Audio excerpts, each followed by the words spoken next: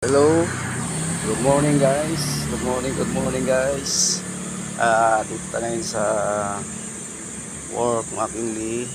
So for today's videos guys, may yung motor kong luma guys ay in-upgrade ko guys para lang magamit ko guys kasi luma yung motor ko. Tingnan mo yung motor guys, scambler ko guys.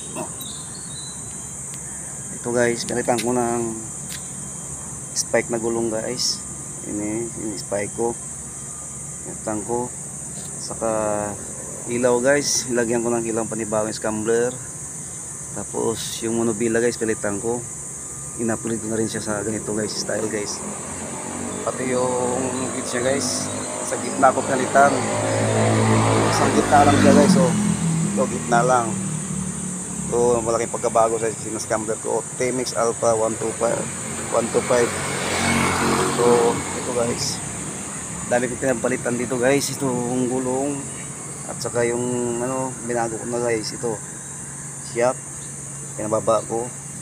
So yung upuan guys, pinababa ko, pinapatabasan ko, kaya ganito ang itsura niya guys sa motor ko.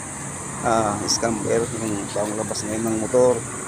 So pwedeng classic to siya. So ito guys, tingnan mo yung itsura nito. So ganda na ito guys, so ganda na ang itsura, diba?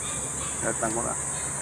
So ganoon guys, pag may motor tayo na luma, pwede na yung upgrade, pero maganda tingnan this guys na parang bago rin tingnan, at saka pwede mo makinabangan ng gusto. So maganda guys, thank you so much sa aking video guys. Sana guys, mga guys, mga motor na luma, scambler nyo guys, thank you so much guys ha, maraming salamat, thank you.